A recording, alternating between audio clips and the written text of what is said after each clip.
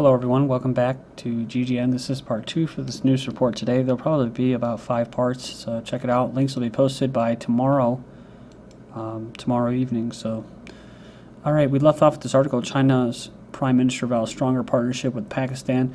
And I wanted to get these articles I'm going to cover in this video and the first video, but it's just so much, man. Sometimes I can go faster and get more covered, but then other times I can't. So it should be less than like 8 minutes. Anyways, CIA to continue waging drone war in Pakistan. Says despite Obama's promise to shift the drone war to the Pentagon, it will remain for the time being under the CIA.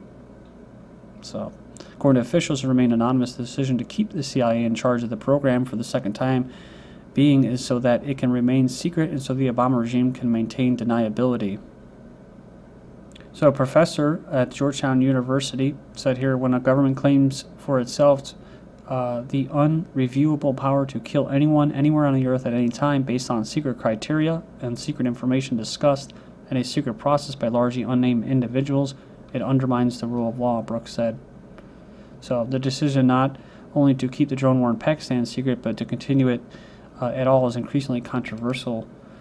So, U.S. acknowledges killing 4 Americans in drone strikes. The Obama regime acknowledged on Wednesday that the United States has killed 4 American citizens in drone strikes in Yemen and Pakistan. So I'd imagine the ones from Yemen are Anwar al-Awlaki and Pakistan. I'm not sure who that is. The other one was this individual from North Carolina. So it said here that in a speech, Holder said that legally American citizens who are deemed to be operational terrorists who pose an imminent threat of violent attack and whose capture is infeasible may be targeted. U.S. drone attack kills 8 in eastern Afghanistan. So one of the things is they say that the U.S. claims to be militants, but sources say civilians have been the main victims of the attacks. U.S.-led troops kidnap Afghan civilians in nocturnal operation. They've been doing this a lot at night raids.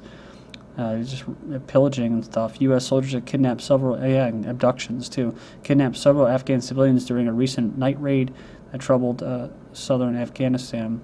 So the U.S. forces damaged their properties and mistreated their women and children during the raid in the city of Kandahar. They targeted residences of several religious scholars and tribal elders during the brutal oppression. Eyewitnesses also insist those who have been kidnapped are innocent. Kidnappings have sparked widespread anger among the local population, with the locals threatening regional officials with protests if U.S. night raids and kidnappings continue. Protests, and they probably just chuckle, have a nice laugh about that. Afghan officials, body of U.S. torture video victim found near base. So complaints about the Afghan-American torture Zakira Kandahari took an ugly turn for the worse today as Afghan officials announced that the victim in a torture video showing Kandahari was discovered just 200 yards outside the U.S. military base in which he was stationed. So the victim had disappeared in the custody of U.S. Special Forces before the video emerged last week showing Kandahari torturing him. The U.S. denied the video showed U.S. troops, but Kandahari was heard talking or taking instructions from an unseen man with an American accent. 80 girls poisoned in Faryab province of Afghanistan. According to local authorities in the province, 80 schoolgirls have been poisoned. So they said the incident took place after an unknown individual attacked the compound of the school with toxic gas, leaving at least 3 girls unconscious. Said the number of schoolgirls later increased to 80 after inhaling the poisonous gas. So, yeah, this is interesting. It says, however, education ministry officials deny militants' involvement behind the poisoning of the schoolgirls and called it a psychological issue.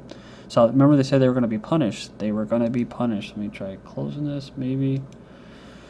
Education officials also wanted to try those schoolgirls who claims of being poisoned in the future. So, and that's the thing, is it's probably due to anxiety of the schools being blown up by the Taliban because they don't want their young females being indoctrinated by the Western ideals and that. It's probably more of just them being scared shitless that they're going to be in school and it's going to blow up. But most of the news that I've seen as far as them schools being blown up, there was no casualties. They do it when there's nobody in there, so trying to send a message. But who knows what's going on there. Kyrgyzstan bent on evicting U.S. air base in 2014. So Central Asia, Kyrgyzstan's president has reaffirmed that next year the Central Asian nation will evict the U.S. airbase that supports military operations in nearby Afghanistan. U.S. pays $60 million annually for the base. It says here Kyrgyzstan would compensate for the loss of revenue through other economic projects. Remember the Uzbekistan base as part of the similar operations, basically inflow of Afghan troops, NATO troops, and that equipment. There were talks of a U.S. base in Uzbekistan, but then, of course, the talks fell apart. Turkmenistan to start production at giant gas field. So they plan to begin production at Galganesh. It says here the world's second largest gas field by June 30th, which will allow the boost exports to Asia and help Europe lessen its dependence on Russian gas. Turkmenistan, a post-Soviet Central Asian country, 5.5 million, which borders Afghanistan and Iran, holds the world's fourth largest natural gas reaches after Russia, Iran, and Qatar. Now this is interesting because we just covered this article. Russia plans to deploy troops along the Tajik-Afghan. So they're not the same countries, but it's in the same area. It's crazy that everybody knows what's going to happen here. Predicting instability in the violence-racked country, Russia plans to deploy troops on the Tajikistan-Afghan border to prevent the spillover of violence into Russia. Maybe that's the whole point, to create the spillover of violence into Russia by the West. And of course, like in Syria, everybody knows what's going to happen. U.S. boosts military presence in the Balkans. Serbs living in the north of Kosovo flatly refuse to abide by the agreement reached in Brussels, which makes them deprived of Serbia's citizenship in favor of becoming Kosovars, the citizens of Kosovo. Soon they will face a military force called in to guarantee the fulfillment of Brussels Accords. It says by the end of May, beginning of June, the formations of the 525th U.S. Army Battalion Surveillance Brigade came to take part in a 3-week-long exercise in Germany. So, the future mission includes combat planning, preventing and putting down public unrest, evacuation of wounded, and interaction with civilian officials. Myanmar Muslims jailed for killing Buddhist monks. So, can you believe this? It says here, a Myanmar court sentenced 7 Muslims to prison today, one of them to a life term in the killing of Buddhist monk amid deadly sectarian violence that was overwhelmingly directed against minority Muslims, but has not led to any criminal trials against members of the country's Buddhist majority. So pretty surprising. They actually told the truth there.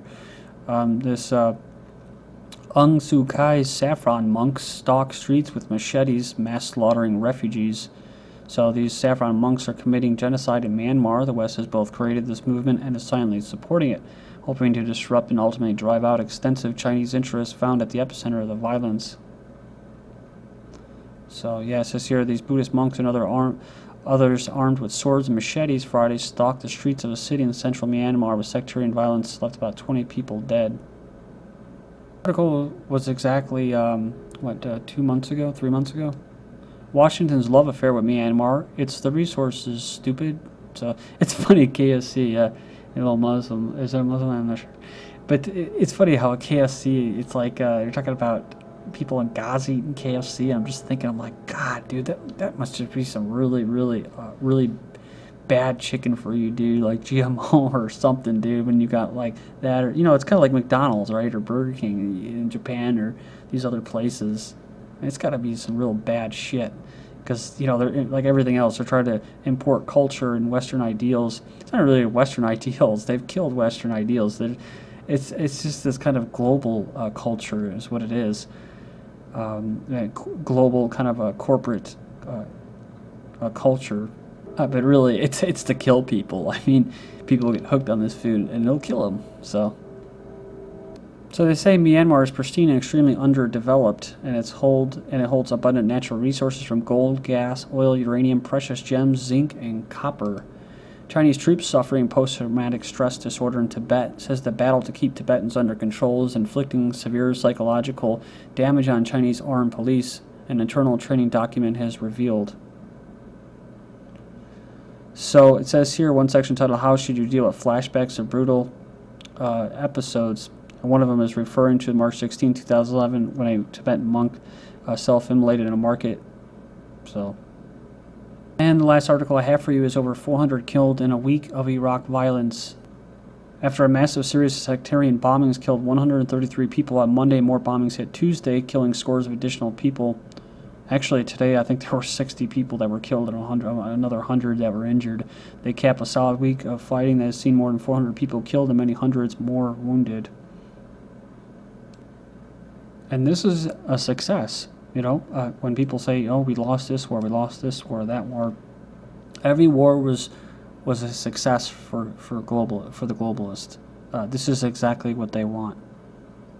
And if they can get these transitional governments in, if they can get the contracts flowing by these global corporations and these puppet governments, transitional governments, to oppress their people, separate them from their resources,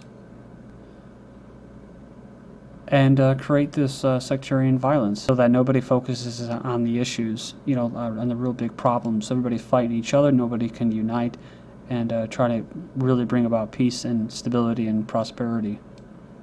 This is GGN and I'm Darko. Thank you.